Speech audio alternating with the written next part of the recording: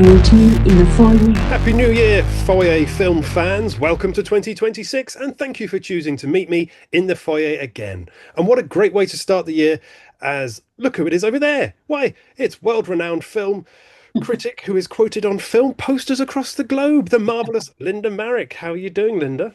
I'm very well, thank you. How are you? Did you have a nice rest? I mean, did you have a rest at all, even?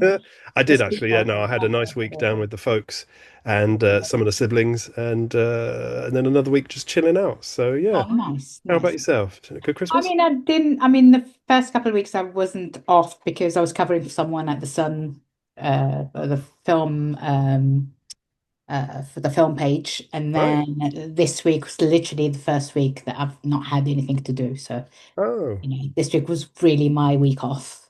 Very nice. Have you Yeah. fed your feet up? Just chilling out, what Yeah. catching up on stuff? Yeah.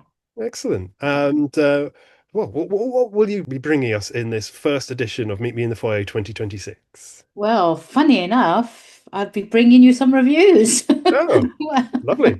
Just for a change. So I'll be reviewing two very different movies. One that is apparently doing really well, and another one that that is coming out this week or this Friday that I desperately wanted to love, but I didn't end up loving that all that much. So I'm not Ooh, going to tell you which is which. So yeah, I'll be reviewing The Housemaid that has been out for a while now, and I will be also reviewing Hamnet. lovely. Very exciting. Too much discussed films, so I look forward to hearing your opinions on those. And of course, I'll be bringing you my classic movie review of the week. Meet me in the foyer. So let's kick off, as we did every time in 2025, with the box office top 10 of 2026, the first one of the year. And we begin with number 10 and Sentimental Value, a film that you would have found in Linda's top 9 or 10 of 2025 if you watched our special over the Christmas period, which many of you did, so thank you very much. That's been out for 2 weeks and has made £606,000, which isn't bad for a Norwegian film, I have to say. I can't imagine that's a huge box office draw. I mean, it's a Joachim's Trier film as well. It's not just any Norwegian film, you know. He made one of the sort of the most loved movies of the last 10 years, which is oh my God, what was it called? The Worst Person in the World.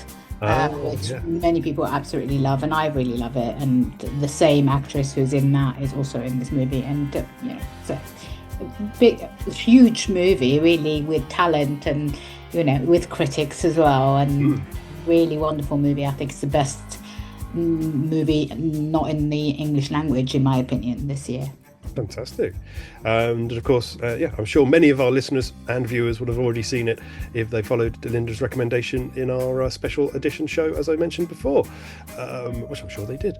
So moving on to number 9, it's Back to the Past, a Hong Kong historical sci-fi film, which sounds very interesting. That's just been out for a week so far. Not seen it, not heard of it. No, yeah, there's quite a few films in this list I hadn't heard of, so I had to do a bit of Googling. But not so much this next one at number 8. It's John M. Chu's Wicked, still in the top 10. It's been there now for 7 weeks and has now made just under £50 million at the UK box office, which is Wicked for good. rather good. Yes indeed. And it of course finished in the top 3 films at the UK box office in 2025. Above that, a film, I should say.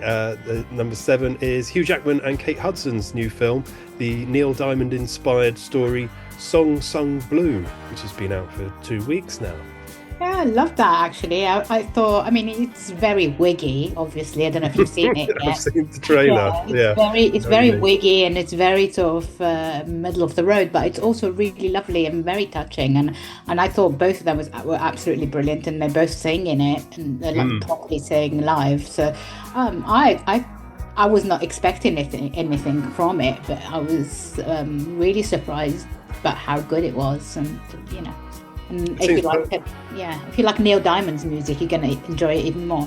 Yes, yes, and it seems perfect for Jackman. It really sort of suits his range. I didn't even know Hudson sang. Oh yeah. Above that, perhaps a little less, a little more lowbrow, I should say. It's Anaconda, which has been out for 3 weeks now, and it's made just under 4 million actually, and that stars Jack Black and Paul Rudd, of course. This is a movie that was not screened for the press, and that's fine, and usually when that happens, we all get up first thing in the morning on Friday and go and watch it at the first possible screening, but it being the Christmas and New Year, nobody really bothered, and I didn't bother really. I wasn't really that hot. I don't know anything about it, and I don't know if it's any good or bad, and if it's making money, then good luck to them. Yeah, I mean, in a rather sparse offering at the local cinema at the moment. It's the one film I've considered seeing, but really? Okay. But it hasn't tempted me out in the cold so far. So I'll probably wait for that to stream, unfortunately. Above that, again, not climbing the highbrowness. It's the SpongeBob movie Search for SquarePants. It's been out for 2 weeks and has made a staggering 6 million already at the box office. Not surprised. Just any animation will do well during this break, because there haven't been that many animations this year, really. And if it's the only thing going at the cinemas, that's where you take your kids to. So I'm not surprised it's doing well. And speaking of animations, just above it is the one of the most successful animations of recent times. It's Zootropolis 2, which has been out for 6 weeks and has made £27.5 million in the UK alone. An absolute stormer at the box office. And you enjoyed that, didn't you, Linda? I like Zootropolis, yeah, very much. Still haven't seen it. I like the first one, obviously. I think that the first one is a really fantastic movie. The second one is very similar to the first one. It's slightly less good, but it's good. It's a good movie. It's funny and it's fun, and the voice acting is brilliant. Animation is great, and it's fun, and it's fun for the whole family. Yeah, absolutely. And above that, if I recall correctly, it's Linda's top film of 2025. It's Marty Supreme in its second week at the box office, and it's already made £6 million. I think Marty Supreme would have made a ton more money if it had not been... So there's this... I spoke about this last time we talked about Marty Supreme, and there is this tradition in America for movies to come out on Christmas Day. Yeah. And Marty Supreme in the UK, it came out on Boxing Day. We do not have that tradition here in the UK. It's not something that we've ever done, and I feel like the movie should have come out sort of maybe earlier on, maybe like 2 weeks before that, and it would have genuinely done way more. And it came out almost the same time as your number one, the one that you're going to tell me is number one movie, and that it's very okay. It's probably a good thing because they're very different movies, but I still maintain it's the best movie of the year. Actually, I had two best movies of the year. Yes. Joint number one, which was One Battle After Another and Marty Supreme. I couldn't choose between, so I chose both of them, and I still maintain that they are the best movies of the year. I don't care what anyone else says, and as I say, there's this big discussion about Sinners being in the mix. I loved Sinners. I just don't think it's cinema. It is a really entertaining horror movie. It's fantastic. The music in it is really fantastic. But Marty Supreme is what I dreamt about when I was a teenager. When someone said cinema, when someone said Fellini, someone said, I don't know, Godard, that's who I saw as people who are making movies that are very, very, very different. It's PTA, very different from what else is on offer. It's that regardless on whether it makes a ton of money or not, it's still a good movie. It's still the best movie of the year. A very convincing argument, I have to say. And Marty Supreme's made 60 million at the US box office. Yeah, actually, it's almost at 70 now. Right. Okay. Yeah. Pretty good. Globally, it's almost at 70, and it's made its money back. I think it just needs to start clawing back all the money, everything else it's spent on it, and it needs to be making its money, otherwise there's no point. And it did really. I feel like it's not the film that people think it is. It's not a mainstream movie. This is like a very much a Josh Safdie movie. So, you've got to take it how it take it. So I'm actually quite surprised it's getting this much column inches, because it's a proper movie. It's a proper mental movie that I'm so happy it was made. But yeah. Power of Chalamet, no doubt. Just above that is a film that, in fact, you can hear Linda review in just a moment's time, because The Housemaid is at number 2, starring Sydney Sweeney and Amanda Seyfried, and that's already made 12.5 million at the UK box office, which is very impressive.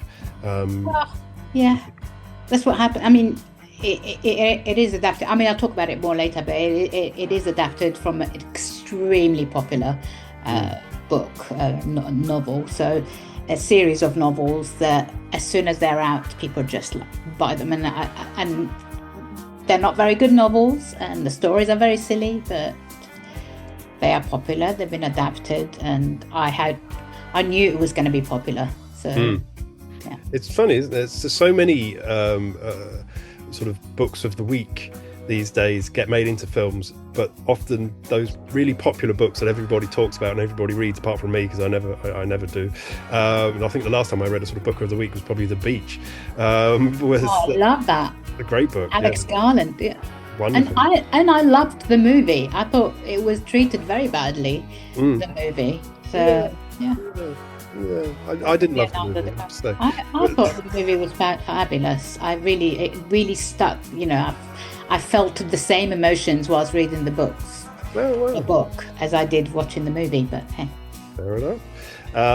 And yes, Linda was quite right. At number 1 in the box office, no surprise, it's Avatar: Fire and Ash.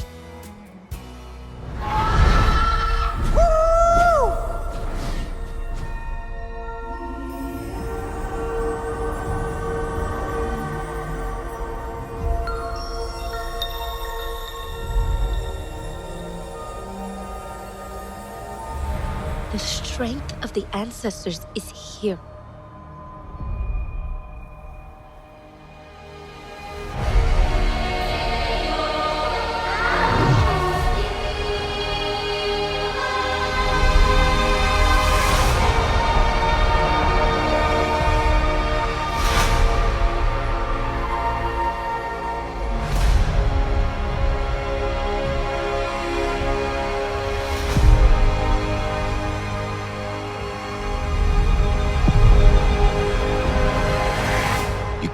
Live like this, baby. In hate.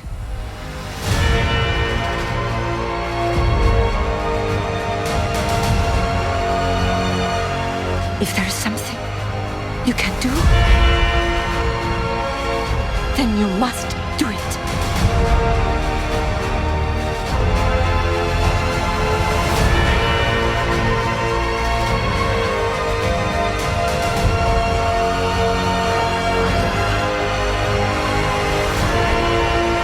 Children! No, Spider. And we will find another way.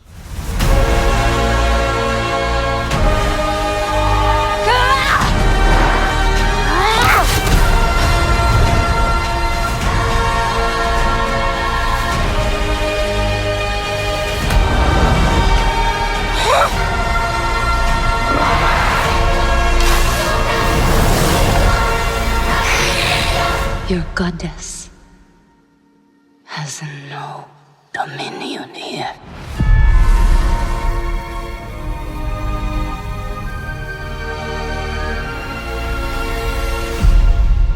Three weeks and 31.5 million already at the UK box office for James Cameron's third epic installment in the Avatar franchise. And it's just hit 1 billion globally, so yet another billion dollar movie for James Cameron. He knows what he's doing. Don't care what anyone says. I don't think he's a particularly great sort of. I don't think he particularly has a huge vision, cinematic vision. Or shall I say? I mean, he's got a mainstream cinematic vision. I don't think he's someone who's pushing the cinema to new places. Do you know what I mean? Yeah. Not a huge fan of his filmmaking, but at the same time, he's someone who really knows what he's doing. And he did say, if this movie doesn't make its money back or fails to make $1 billion, I will not make a fourth one. It looks like we're getting a fourth one. Damn it. Okay. Well, yeah, you're all to blame out there. So we're getting more Avatar, it seems. Yeah. But it's such a weird, isn't it? Because it was so odd, because his early career, films like The Abyss and Terminator, were so pioneering and so unique, really, and just incredible films, and Terminator 2, of course. And then, as you say, he is a vision, but very mainstream now. Yeah. He's stagnating with this particular franchise, I feel. Yeah, I think I mean, he knows what people want from it, and he keeps giving us the same thing. I mean, this third movie was the narrative arc was almost identical to the second movie, which is very weird. If that's what people want, then give them what they want. But it's very bizarre. Again, I say James Cameron is someone who really likes showing his movies in the cinema, and any director that is that way inclined is a winner in my book, even if I'm not a particularly huge fan of his. Yes, yeah, well said. And yeah, so that's the box office top 10, the first one of 2026. Meet me in the foyer. It's sexy time. Yes, Linda's first review of 2026 from director Paul Feig is an erotic psychological thriller starring Sydney Sweeney and Amanda Seyfried, which I've already been confusing with The Handmaid multiple times. So to clear things up and tidy it all away, here's Linda, who will polish off a review. Spit spot.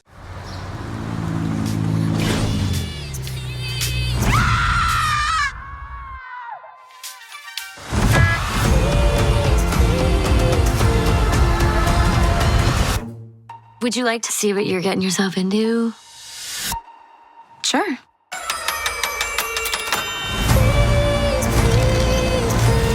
I'm dying to see it. It's like fucked up. It's a crazy story, actually. Yeah, I agree. I want to watch. Guilty as charged.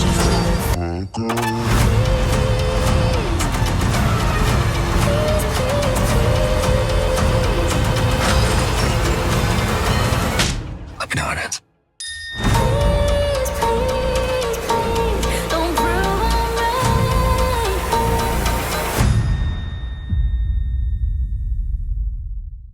So, Linda. Right. So this is I actually the writer Frida McFadden, who's been writing these movies about the housemaid. There are several housemaid movies peppered all around, and there are I when this was being made, and when I heard that Sydney Sweeney had been cast as the main character, I thought it was a different housemaid movie that was being made by the same writer, but the story of the one I read first is completely different from this story. So I was extremely surprised when I sat down to watch it, and it was a completely different story. I had also read this book, so I've read about 3 of her books, because they're easy. There's just, if you're on holiday, they're really easy to get lost into, and you don't want anything too challenging when you're on holiday. And I do read a lot, so I was quite surprised when I realized it was that. So yeah, this is as you said, a kind of a guilty pleasure erotic thriller based on Frida McFadden's massive books. I mean, she has sold millions and millions and millions of this. It's directed by Paul Feig, who we know from not Another Favor, Just a Little Favor. Is that what the first one called? And then Another Favor, that was the second movie. Anyway, you can look it up. He also famously directed Bridesmaid, which is one of my favorite comedies of all time. Absolutely brilliant film. One of the funniest all-female all female, well, it's not all female, but most of the characters in it, most of the main characters in it are female. So yeah, so I am a fan of his movies, but he's been known to be a hit and miss. So I was expecting this to be all over the place, and I was right. It is all over the place. This is not a serious movie.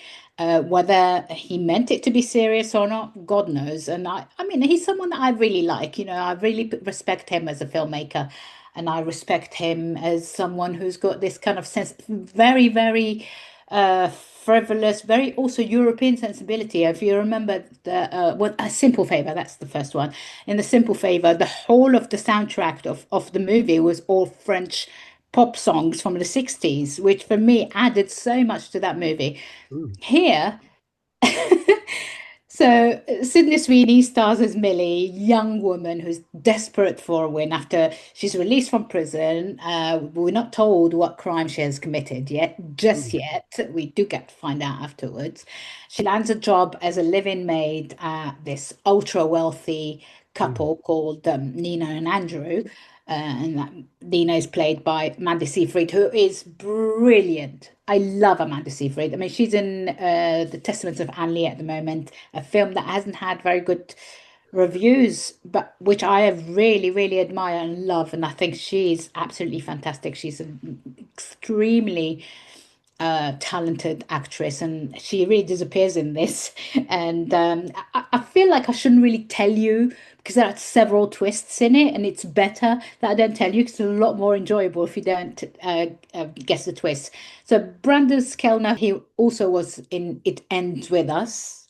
A couple of summers ago, and also another quite like a very popular novel that was adapted to cinema, and that was seen by many people.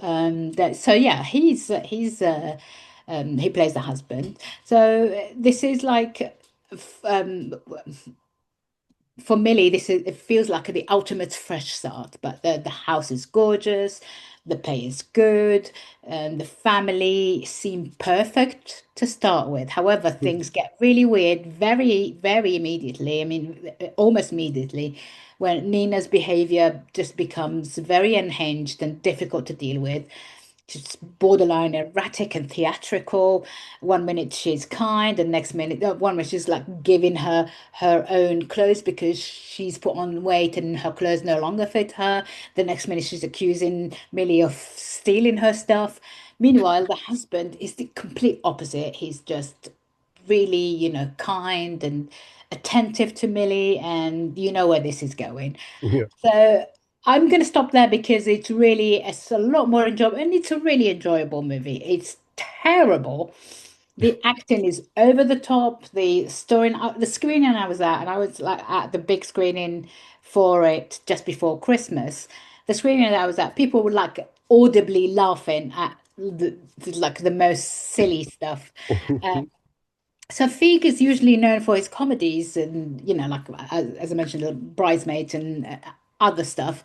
But here he kind of he took this erotic sort of erotic thriller story that I reckon if it had been made as a straight erotic thriller, like a really serious one where, people are being sort of chased or, I think it wouldn't have succeeded as well as it has now because he's given it like a hint of camp, a hint of like fun, and it works because of that. I mean, the storyline's absolutely ridiculous, and it just and Sydney Sweeney. I've seen Sydney Sweeney be very good in some films, and I don't buy all this stuff about her being MAGA, and I don't think that's true. I genuinely don't. I think she's a very young actress, and she's been very badly advised not to comment on things. And sometimes by doing that, you kind of set yourself up for people to interpret your silence I just generally don't believe that she is political in any way. I don't. I mean, I really liked her in reality. She was fabulous in that film, which was based on a true story, and she was really good in Christie. So Mm. I I don't think she's great in this, but she's very popular with a certain demographic, and you can see why. I feel like if she was more attentive and she was more sort of careful of what roles to pick, that kind of image could disappear. And whether she wants to keep that image or not, I don't know. I feel like she's a better actress than people give her credit for. Mm. What about the film? The film has zero subtlety. I mean, it's funny and it's I don't know if it's deliberately funny. That's what's good about it, you know? So it's not gonna like it's leave your brain at the door kind of fit movie, and it's a bit long. It's a bit too long. It's over 2 hours long, and I feel like these kind of movies need to be about 90 minutes. Yes. 100 minutes at the most. But yeah, I didn't hate it. I thought I was thoroughly entertained, but I did think Amanda Seyfried really did such a fabulous job here, and I, if I was Sydney Sweeney, I'd be like a bit miffed that she stole her thunder, really. So, um, yeah, but yeah, it's fun. It's fun. It's not great. It's not brilliant, but it is, all in all, I thought it was fun. Excellent. So it's not a comedy. And I think A Simple Favor, that's not a comedy either. It kind of is. Kind of Simple is. Favor Okay. is, yeah. It has a comedic kind of thread to it. It is very much comedy, A Simple Favor. Oh, okay. Mean, the two Um, actresses are very comedic. I mean, and the subject matter might not be a comedy, but at the same time, it is very much. I mean, there's a lot of laughs in it, and mm. I don't think the second movie did that well, though. I think it was really badly reviewed. I have not seen it because the week it came out, I was on holiday, and it's not a film that I wanted to revisit in any way, shape, or form. So, yeah. Fair enough. Yeah, like you said, he is quite hit and miss, Paul Feig. But I've only ever seen his sort of out and out comedies. I wasn't entirely sold on Bridesmaids, but I really like Oh, I the love that movie. I really like The Heat, Oh, his yeah. follow-up film. I really enjoyed that. Spy was fun as well. Ghostbusters, I have to agree, not with the trolls, but just I thought that was a failure, that film. And then of course we disagreed on Jackpot from the year before last, didn't we? Because you weren't a fan of that, were you? And No, I I wasn't. enjoyed it. Big stupid fun. So Yeah, like I said, he is hit and miss, but he always delivers movies, and he's got his own fans, and people. mm, I think after this, he really needed a win after the another Simple Favor, yes. and I think he's got a win here, and good luck. Congratulations to him. I think it was a complete fluke, to be honest with you. And it is popular mostly because the books themselves are hugely, hugely popular. Mm. Yeah. And of course it's well cast in that respect as well. So drawing good on. Yeah, no, hard. He's a hard-working chap, and all power to him. Yeah, no, lovely. Well, thank you very much, Linda. So that's your first possible choice if you're heading to the box office and you haven't already seen The Housemaid, as many seem to have done, to put it second in the box office top 10. Meet me in the foyer. So let's move on now to this week's news, and there isn't a huge amount, so we can either stretch out or just rush through this. But there's lots of trailers for upcoming stuff, including lots of trailers for the new Avengers film, which will be coming out in December of this year. So quite a way to go, but there have been 3 trailers released so far, little teasers. One showing us Chris Evans' return as Captain America.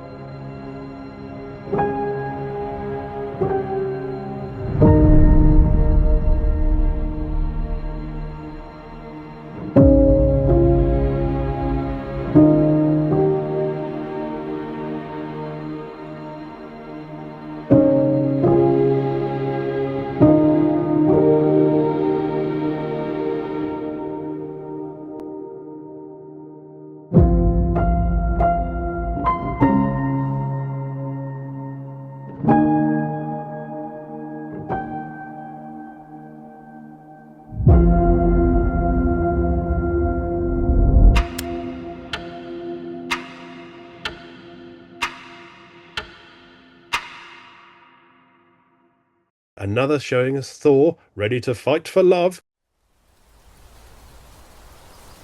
Father, all my life, I have answered every call. To honor, duty, to war. But now fate has given me something I never sought.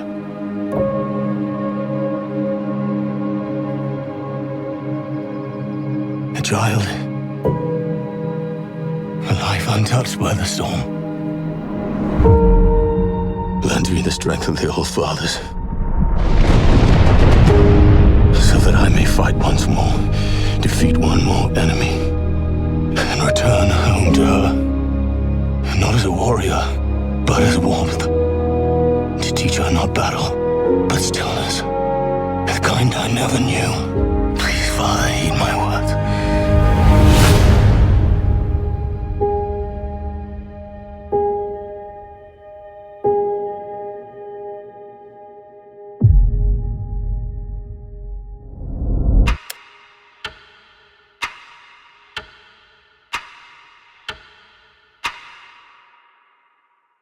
And one showing us that Professor X, Magneto, and Cyclops are entering the MCU at last.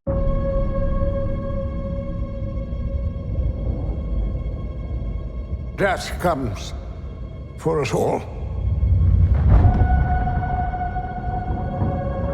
That's all I know for sure. The question isn't, are you prepared to die? The question is, who will you be when you close your eyes?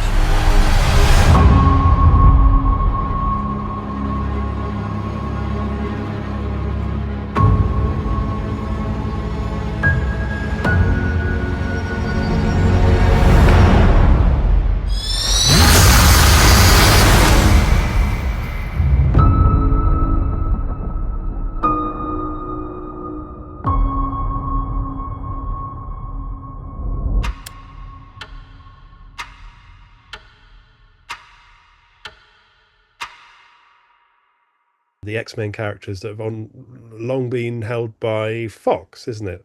A part of the Fox Sony deal, or the Sony Fox. No, no, that's two separate no. things, isn't it? Yeah, Two separate things. So it was Fox had some of them, Disney had some of them, and then Sony had Spider-Man, didn't they? yeah. Yeah. And they've got, and what's his name? Oh God. Blade?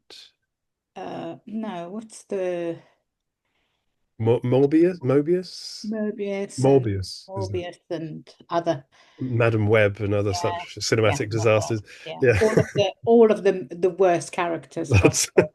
Well, all of the worst films, at least. Yeah.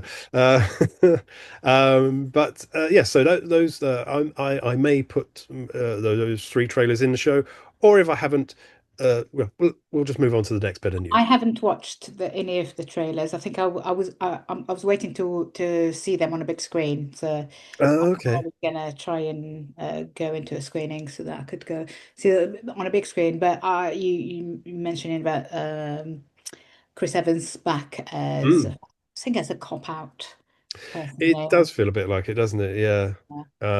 But then they can cop out, can't they? Because they've got this whole multiverse excuse, and it's just not great. Let's see.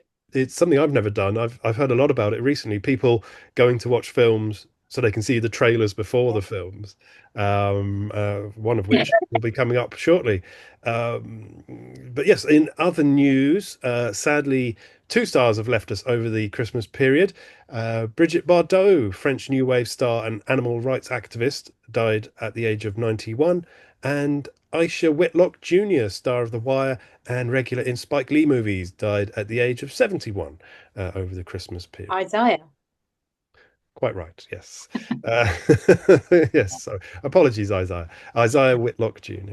Back to the trailers. We have a trailer, and this is the one I was referring to earlier that people have been going to watch films just to see.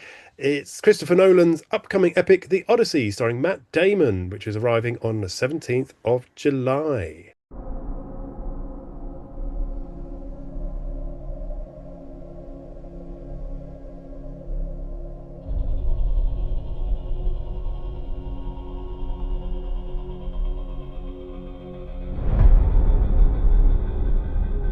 after years of war.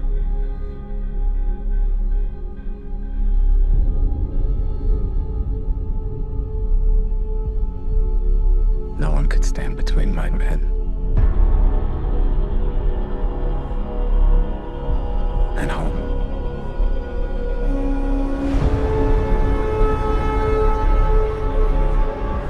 Not even me.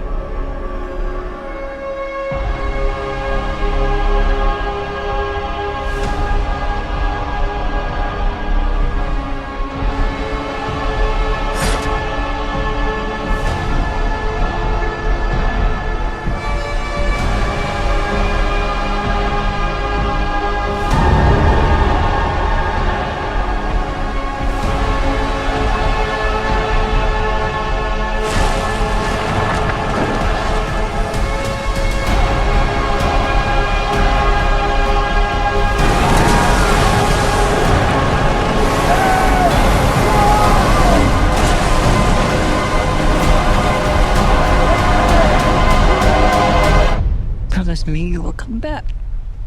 What if I can't?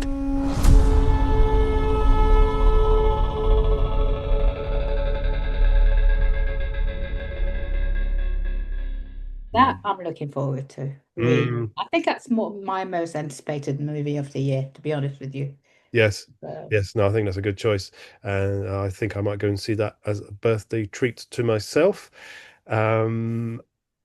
And sort of slight tangential connection, because of course Christopher Nolan brought us The Dark Knight. There's a rumor that Sebastian Stan might be joining the cast of The Batman 2. oh, good. I love Sebastian Stan. Yeah, Fabulous he's fabulous. actor. Yeah, really great. I assume due to the disappointment of his treatment at Marvel, he's moving over into the DCU instead. Oh, Because that's of great. course. Marvel's loss, because he is a really great actor. Absolutely. Of course, that ties back to the Chris Evans cop out for Doomsday, because he thought he was going to be the new Captain Avenger, and then they went with Anthony Mackie, and then they've gone back to Chris Evans. So a bit of a shambles all round. We have another trailer for They Will Kill You, the gory horror comedy starring Zazie Beetz, or Zazie Beetz, I think. It's due to hit cinemas on the 27th of March. The Virgil was built in 1923. Today, it's one of the most exclusive buildings in Manhattan. Hi, I'm the new maid. With such wealth comes the expectation of the highest quality of service. It's a lot of locks. This building is a temple to Satan. Each month we must pay with a human sacrifice. Tonight, you are the offering.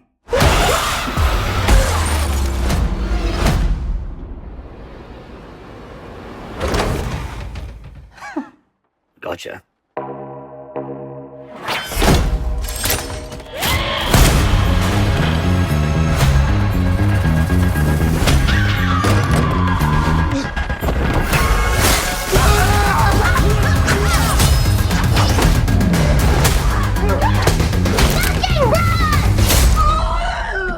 You little shit!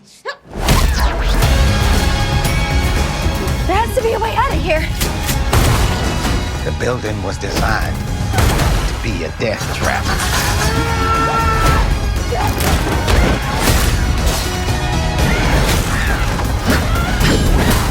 Our offering is on the loose. Be on the lookout. I just dropped her picture in the group chat. Fuck you. No, fuck you. No, bitch. Fuck you. Fuck you! I don't know what is going on in here. But pray, I am in a forgiving mood.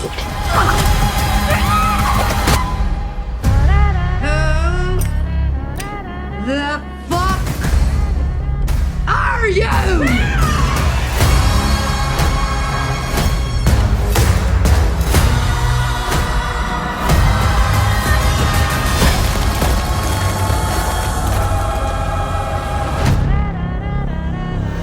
Where did you learn how to fight like that? Prison.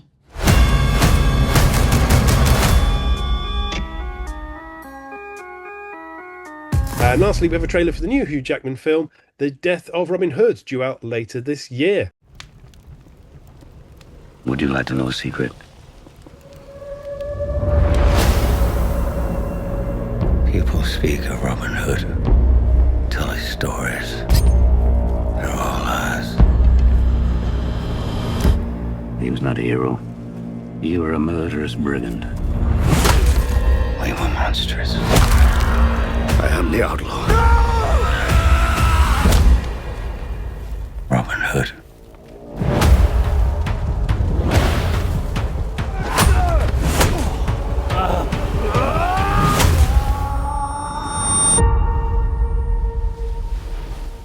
Groweth sad and bloweth mad and springeth the word anew. I owe you an apology. You begged for me to let you die. What's your name?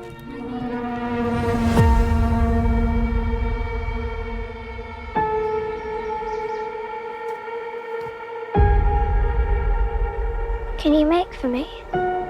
Want me to make you a bowl? All right. What happened to her? Terrible things.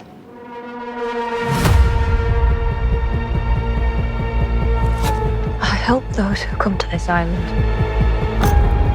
Then people change their course. I've killed so many I could not give you a count. It's a curse.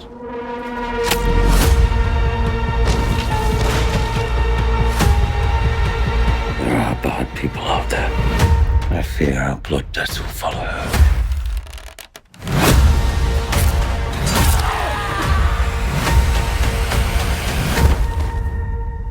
I'll keep you safe. I will keep you safe.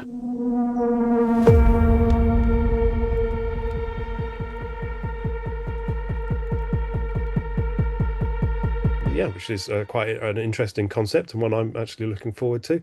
Yeah, me too, actually. Don't think he'll be singing in that one though, but who knows? Who knows? And yeah, so that's as I say, all trailers, not a lot of news, but I'm sure plenty more news to come as we move into 2026. Meet me in the foyer. So now, time for Linda to return to the stage. But before we exit pursued by a bear, she's just time for another review. And this time it's a new film from Chloe Zhao, probably pronounced Chloe Zhao, isn't it? Returning with a historical drama or fictional dramatization of the marriage between Agnes Hathaway and William Shakespeare, the torturer of school children for generations. It stars Jessie, Buckley and Paul Mescal, and it's called Hamnet. Tell me a story. What story would you like? Something that moves you. Is it true you know everything about a person by touching them here? Not everything.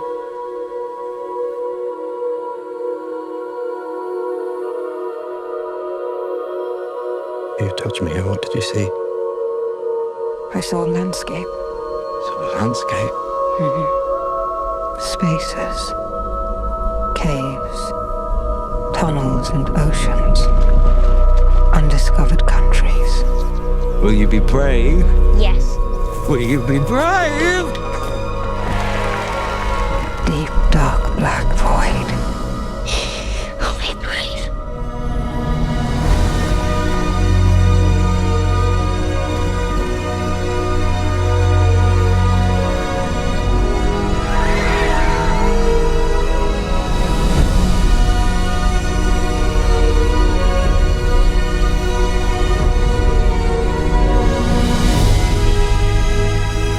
What do you see?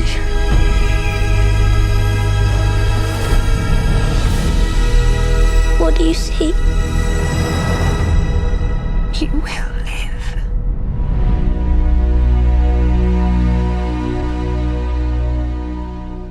What can I say about Hamnet? I mean, So this is again, as you said, an adaptation of Maggie O'Farrell's hugely popular, well, so it's like acclaimed uh, Mm.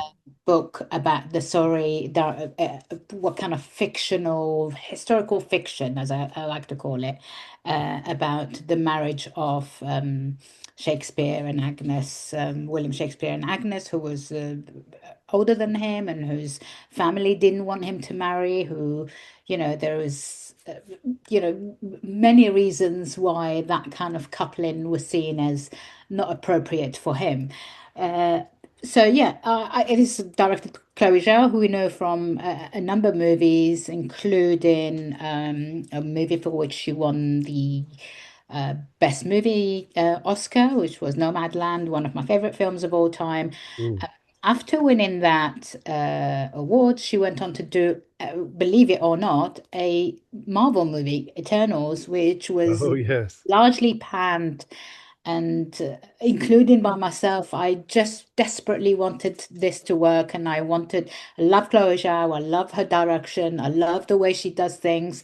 I love how unfussy her movies are and how sort of they deal with the sort of the human condition rather than so I was quite surprised that she'd been picked to direct Eternals, and we all know everyone who was part of that particular movie was led to believe that this was going to be one of the best superhero movies, a superhero movie directed by an independent director who had just won an Oscar, but in the end, it ended up being largely panned, did absolutely nothing at the box office. But Chloe Zhao still remains a fantastic, brilliant director. I was looking forward to this, and I desperately, desperately wanted to love it, and I just there is something about this movie that just does not work for me. I know that many people who have seen it have absolutely loved it and thought it was really good. I will tell you the story. The good things about this movie is Jessie Buckley. A huge fan of Jessie Buckley. She Mm. can do no wrong in my eyes. She's fantastic in this. She carries the movie from start to finish. Paul Mescal, who stars as William Shakespeare, is completely miscast. It's probably his worst performance ever. I Mm. did not buy him at all as William Shakespeare. I thought his English accent, which is usually okay, was absolutely, it just didn't make any sense to me. And Jessie Buckley is also Irish, so I feel Nice. like she's someone who really knows her craft, and I generally hate to talk like this about Paul Mescal because I really love Paul Mescal. I think he's been in some really fabulous movies, and I think he's done a really great job with some of the characters he's been in. I don't think he's great in this. Joy Alwyn is also in this, the former Mr. Taylor Swift. Is also he was in The Brutalist last year, if you remember, playing kind of a villainous character. He plays Bartholomew Hathaway, who's the brother of Agnes Hathaway, Agnes Shakespeare. The story, again, as you said, I don't know if you mentioned, but the story is about how they got married and how um, uh, they had ended up having three kids, of which two, as one set of twins of a girl and a boy. A boy played by Jacoby Droop, as the kid. I think his name was John, and also nicknamed Hamnet after Hamlet. Okay. And then also Noah Droop, who's the brother of Jacoby Droop. Noah Droop, we've seen a ton of other stuff. I mean, he's older brother of Noah Jacoby Droop. They're both actually, funnily enough, both nominated as best young performer at the London Critics Circle Film Awards. So it's kind of like a fight in the family, which I think is going to split. That I am not allowed to comment on who should win or not, because I am a member. But yeah, it's funny that two members of the same family are nominated. So all in all, I mean, a really actually a fantastic, you know, like an all in all fantastic cast list, and I just feel like the movie is just not there. I think, I'm always very wary when a writer whose novel is being adapted is also got in and asked to write the screenplay. I feel like there isn't enough distance. And if you're writing your own screenplay of the movie that you just wrote, you cannot possibly have enough distance to be able to write a story that is more fitting cinematically. I feel like cinematically this movie doesn't really work. There are so it's a story about loss. I mean, it's a story. I don't know. Anyone who's read the book would probably know this. So and suppose this is all basically. We don't really have that much information about Shakespeare himself, but there are some historical papers that talk about him and his family's loss and the death of his 11-year-old son Hamnet, and the depression he goes into, for which he ends up writing Hamlet, and that becomes his sort of most treasured and most the brilliant play.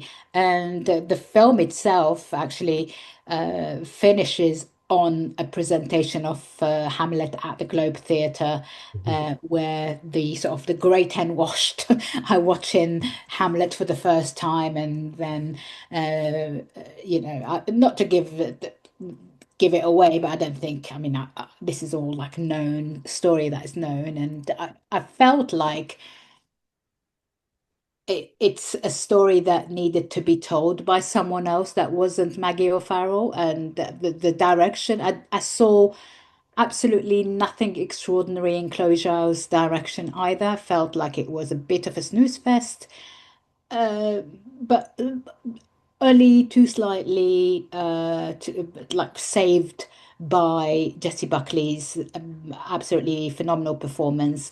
I just wanted, I mean, as I say, both Noah and Jacoby Chu are really excellent in this as well. And he plays, Noah Drew plays the character of Hamlet when Hamlet is presented at the Globe Theatre for the first time, and he's really good. He's not in it for that long either. This is quite a long movie.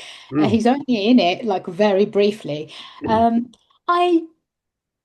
I did not love this movie. I wanted to love it. When I heard it was being made by Chloe Zhao, I just thought it's going to be phenomenal, excellent, brilliant, beautiful. But it didn't work for me. I thought it was too slow. I thought the characters were not super believable. I felt like, as I say, Jessie had been carrying the whole story on her back, and everyone else was just dialing it in, phoning it in. I was not impressed with the rest of it, I'm afraid. Sorry, I'm afraid to say. Interesting. Yeah, it probably will do well at the box office, people will say, but it's terribly, terribly slow. I don't mind long movies. I like long movies, but slow movies I cannot do with. A slow movie, it could be 90 minutes and it would feel like 33 hours long. I just, there's nothing in it that I was desperate to know. I feel like, as someone who has studied Shakespeare quite, extensively, I feel like I've not learned anything new from it. Right. And I don't know if you have as well. I wouldn't say no. I didn't feel like I learned anything new, but I'm sure others will find in it something that they might like. And once again, I mean, this is going to get nominated for all sorts of stuff. It is not a great movie, in my opinion. No, very interesting, because as you say, it's been extremely highly praised by some critics, hasn't it? I've seen Film of the Year and all sorts, and 5 stars, and I think maybe 3 or 4 well-known critics really love it. I think the rest of us thought it was very mid and boring. Yeah. I mean, because I know we will disagree on this, but I kind of feel like that's Chloe Zhao's style, really. I'm starting to doubt her as a director because I really didn't like No Man's Land, and I've thought Eternals was dreadful. So it's like, yeah, but she's better than those movies. I feel like Chloe Zhao is. I thought Nomadland was so good, though. I like, as I say, like Nomadland was slow, but it had something to say. I felt like informed by it, you know. I felt like she was telling a story about a group of people that I knew nothing about. These kind of like seasonal workers who go from place to place to work for Amazon, and you know, and live or in a, you know, in their caravans, and they all have secret pasts, and they all have this sort of really horrible things that happened in their past. I was moved by that. I feel like there is nothing about Hamnet that moved me in the slightest, apart from that really fabulous performance. I know that people at the London Film Festival were like crying at the scenes where the child dies, but I feel maybe it didn't really work on me because I was so well au fait with the story, and I had actually read the Maggie O'Farrell movie book, and thought it was really well written, but like, why am I reading this? I've read about Shakespeare elsewhere, and I read the true story of it. So I don't know, like it didn't work for me, but I could be wrong, you know. No, fair enough. No, that's interesting. It's a shame that you say Paul Mescal doesn't work as well, because they are almost the right age gap between him and Jessie Buckley. Unlike, I was referring to this, I was speaking about this the other day with a friend, that Kenneth Branagh made All Is True a few years ago with Judi Dench, and they played husband and wife in that, with him playing Shakespeare. But there's nearly a 30-year age gap between them, and it just didn't work for me, that film. Plus, of course, it was in very Shakespearean language, which was quite difficult. I mean, I'm looking at the reviews here. I know that Peter Bradshaw's given it 5 stars, and Donald Clark from the Irish Times has given it 5 stars. I would give this 3 stars personally. I did not find it absorbing as much as I like other films of hers have. I've liked, you know. I just, you know, I've got Nicholas Barber from BBC, so another friend of mine who's given it 2 stars, and it's not really, but there is no consensus about this movie. You know, some people really love it, others don't, you know, rate it at all. So you know. Interesting, very interesting. Food for thought there. So it sounds like you'll have to go to the box offices and make up your own minds what you think of Hamnet. But no, fantastic. Thank you very much, Linda. Meet me in the foyer. Time for another of Jawa's classic movie moments. And this week I take a look at a film celebrating its 30th anniversary, and is the second collaboration between Quentin Tarantino and Robert Rodriguez. I always stumble over that because I try and that's what I always do. They met in 1992 at the Toronto Film Festival, and first worked together on the anthology film 4 Rooms in 1995, but that film is terrible. So this week I'll be reviewing From Dusk Till Dawn. Yeah, I love that movie. Love it. But don't worry, that's just the name of the film, and I'll be keeping this under 10 minutes. Everybody be cool. You be cool. Somewhere in the middle of nowhere. Low profile. You understand the meaning of the words low profile? Sure. 2 of America's most dangerous criminals have taken hostages. What is this? It's called a punch. I'm going to ask you one question, and all I want is a yes or no answer. Do you want to live through this? Yes. Okay, Ramblers, let's get rambling. One night is all that stands between them and freedom. This is my kind of place. But it's going to be one hell of a night.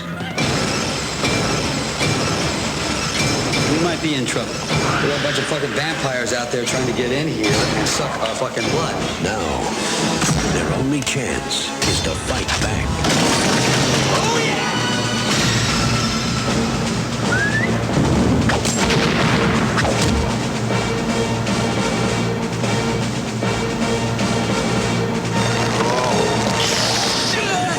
Harvey Keitel, George Clooney, Quentin Tarantino, Juliette Lewis. Welcome to slavery. No thanks. I already had a wife. From dusk till dawn. I love that movie because I genuinely, when it came out, I think the first time I ever saw it was on video on VHS. Yeah. And I knew absolutely nothing about it. Nothing. Literally nothing about it.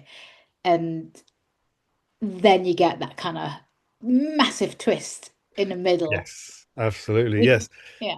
This is causing me a problem with my review because I'm not quite sure how much to reveal. Oh, it's been 30 years. True. Come on. True.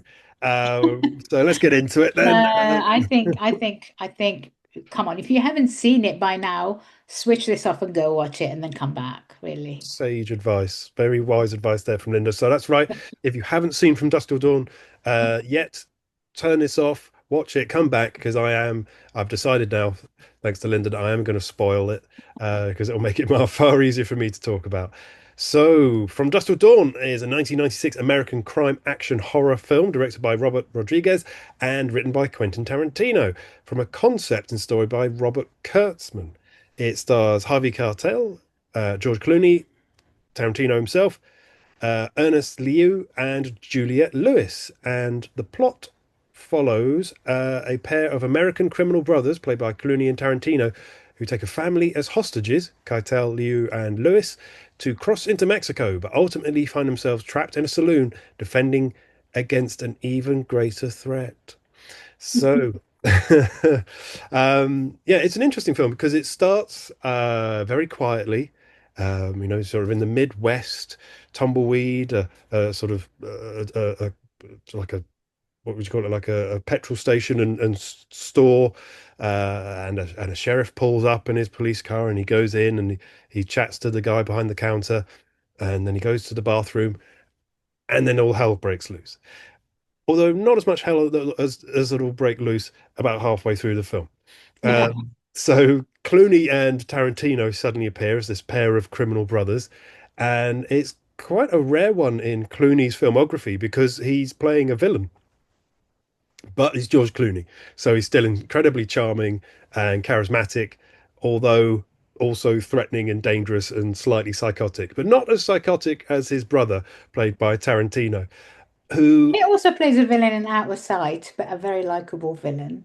Very true, yes, that's a really good pull. Yeah, I mean, he's so charming in that one, he almost isn't a villain. But then again, I guess he's a villain in Oceans, but again, he's so charming you kind of forget he's a villain. And what's that other one? Welcome to Collingwood, is it called? Again, a kind of villain. Anti-hero. Yeah, perfect. Yeah, I would say this might be his most villainous role that I'm aware of, anyway. Yeah. So you got Tarantino in a sort of secondary lead role, and it's interesting because he's a terrible actor. But he gets a lot of screen time in this, not just a cameo. But he's playing such a horrible, obnoxious, psychotic character that his bad acting almost works, or it does work, I think, for the role. And so he drives his brother to distraction with his sort of bloodlust and continued psychotic violence. But as I say, Tarantino's performance works for the character, I think, in this. So I say, yeah. So you've got top billing is given to Harvey Keitel because he's obviously such a big name. Yeah, at this point we're quite early, aren't we, in Clooney's career? But you don't see Keitel for at least 30 minutes, and after that opening scene in the store with Clooney and Tarantino, it suddenly shifts over to the other plot line of Keitel and his family, and him and Juliette Lewis really add sort of weight and quality to it, and that's a much sort of quieter plot line. But then they collide shortly thereafter with Clooney and Tarantino. It also stars Salma Hayek, Mark Lawrence, Cheech Marin turns up as he often does. Michael Parks, Kelly Preston's in there, Tom Savini, John Saxon, Danny Trejo, Fred Williamson, John Hawkes, and Tito and Tarantula, a band who will appear as the Titty Twister House Band much later in the film. So as I said, it was conceived by Robert Kurtzman, who wrote the film's initial treatment in 1988. To create work for his co-founded special effects and prosthetic makeup studio. He paid Quentin Tarantino $1,500 to write the script as his first paid writing assignment. And then Kurtzman had wanted to direct it, but his lack of experience meant that no one was going to back him. So Tarantino, after the success of Pulp Fiction, the 2 years before this came out, said that went to Miramax and said that this was going to be his next project, but he was going to get Robert Rodriguez to direct it. So it's got lots of elements that sort of hark back to earlier films in Robert Rodriguez's career, like Desperado and the Mariachi, isn't it? That's the one that, like, Desperado is kind of a remake of the Mariachi, isn't it? Both excellent films. In this, you have lots of references to other films and their own films and other people's films. The El Rey hideout apparently is taken from The Getaway, a 1958 crime novel. El McGraw, the sheriff, becomes a recurring character in Robert Rodriguez films and Tarantino's works. He also, because he appears in Kill Bill, Planet Terror, and Death Proof. Chango Beer and Sex Machine's Codpiece Gun, which is a nice gag when they get to the awful, terrible club that they end up going to hide out in on the Mexico border, which, as I mentioned earlier, is called the Titty Twister. Is reference Dive bar. Yes, perfect. Bar, yeah. Perfect, yeah. That's a reference back to Rodriguez's Desperado. There are other little references, like Clooney's character comes back from trying to get food with burgers from Big Kahuna, which of course we all remember from Pulp Fiction. Yep. And they also get mentioned in Death Proof. And you have Gecko saying the line, "All right, Ramblers, let's get rambling," which is a quote from Reservoir Dogs. And one character wears a T-shirt which reads Precinct 13, which is a reference to John Carpenter's 1976 film. Apparently, as with many of Robert Rodriguez's films used non-union production crew, which is unusual for a production with a budget over 15 million, apparently. But he did it again on this film. This was eventually released in January of 1996, so it's celebrating its 30th anniversary this month. It made 10 million at the US box office, so it was the highest grossing film of that week. Although it dropped the following week, was beaten by Mr. Holland's Opus and Bed of Roses. Never heard of it. So this film has sort of maintained its legend over the years, and as Linda said herself, the thing about this film is the word that always comes to me when I watch this film is outrageous. It's just outrageous from the start. It's got a lot of dialogue in the opening scene, which I think, it was offensive back then, but it's even more offensive now. But it's all this terrible language is in the words, is in the mouths of the characters, and so you just have to sort of ride that and pretty much all of these characters get their comeuppance not too long afterwards. Um, and as you say, it's got like your classic Tarantino violence, your Robert Rodriguez gore, and then about halfway through, it takes a massive sort of left turn, and what it struck me is it's kind of like the proto Sinners. Very different films in many ways, Oh, are but they though? well, yeah, maybe Really? not. But yes, there's a reveal in both of these films which is totally unexpected, and I think even more so probably in From Dusk Till Dawn. And it was certainly knocked me back in my seat the first time I watched it when the they reach this dive bar. They are eventually allowed to stay due to Harvey Keitel holding a truck driver's license, and even the kids are allowed to stay, and they start drinking shots of tequila.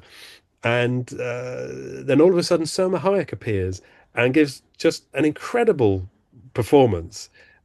She appears as a sort of exotic dancer, does this whole number, 3, 4, 5 minutes long, absolutely spellbinding, apparently unchoreographed. She performed it. She felt it would be better if it was a sort of spontaneous performance. And also apparently she was totally afraid of snakes. So she initially turned down the role, and then Robert Rodriguez told her that who was it? I've got it written here. He told her that Madonna was ready to take the role. And so she immediately rushed off and went into therapy for a few weeks and came back and took the part. And it's just absolutely one of the most sort of incredible entrances and performances you'll see in cinema. It's absolutely incredible.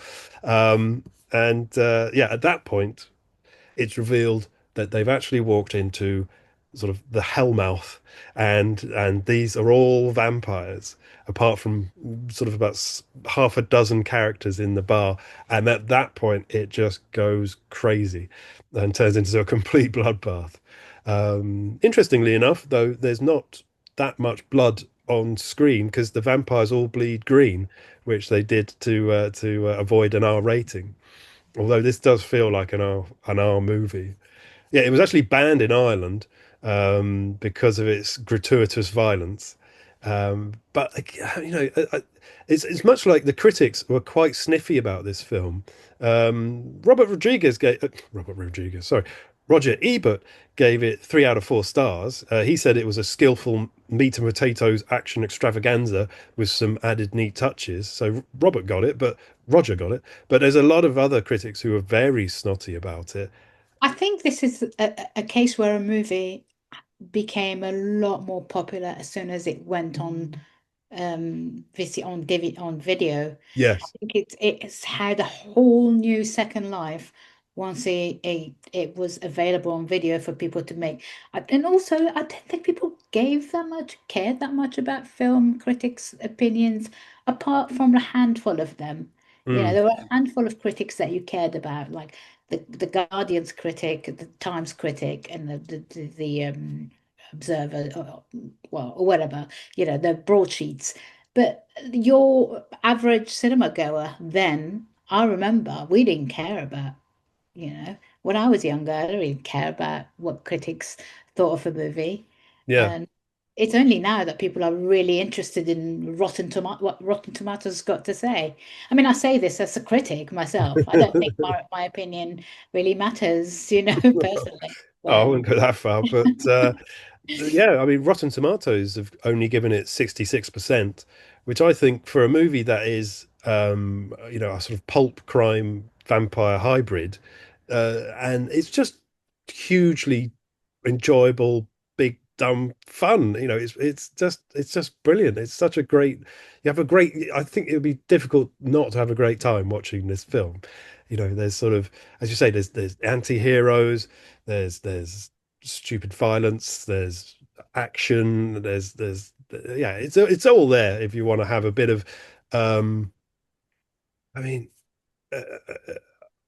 I don't know, it's probably a 15 certificate film.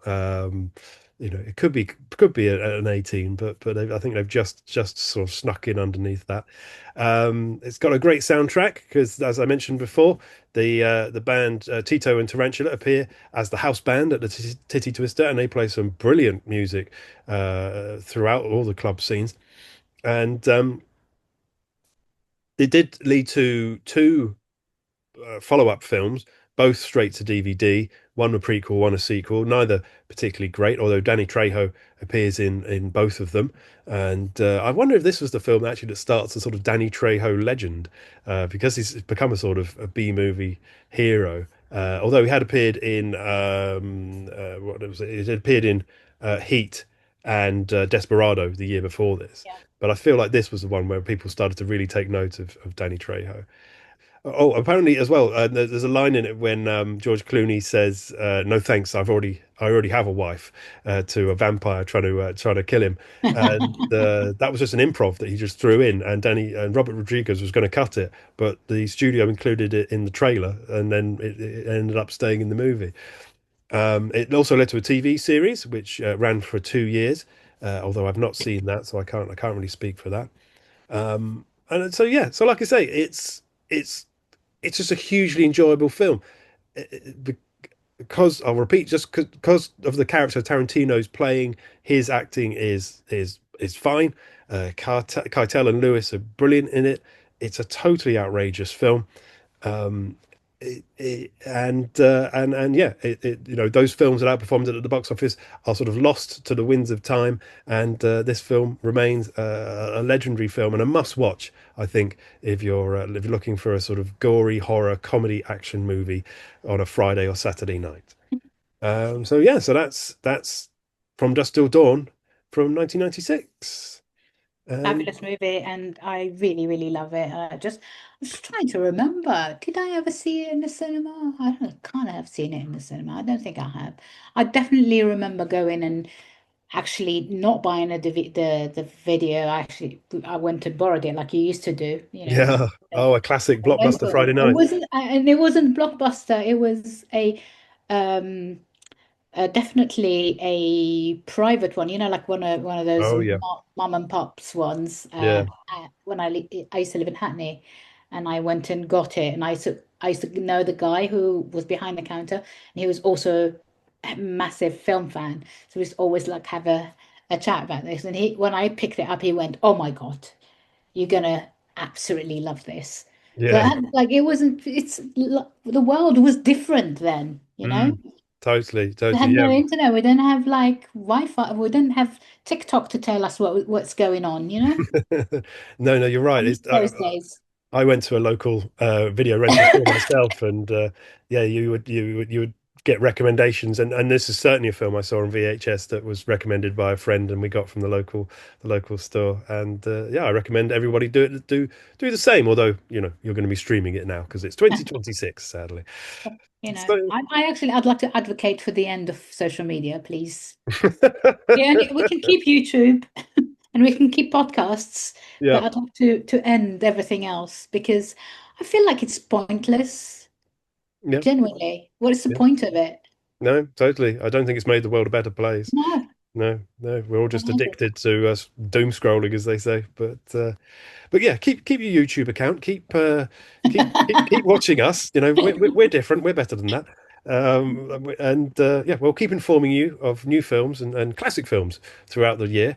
But for this episode, we draw it to a close. But don't forget to subscribe to our Patreon as well. We'll keep Patreon because you'll find all our unedited shows there and our specials. And you can now find all of our reviews as well. So you can select to listen to them in isolation. By which I don't mean you have to listen to them on your own or, whilst in a bunker or trekking to the North Pole. But you can, in fact, choose any of our reviews and listen back to them, catch up, hear them again. And as I say, don't listen in isolation. Invite friends round, make an evening of it. Have a meet me in the foyer, listen along party. And give us some money if you have any of it. You can, That's right. If all you people who watched our specials over Christmas subscribe, we'll be millionaires by this time next year. But anyway, that's enough of my great ideas. So until we meet in the foyer again, take care, keep supporting your local cinemas, And goodbye from us. And we'll see you next week. Absolutely. Thanks so much, Linda. Bye-bye.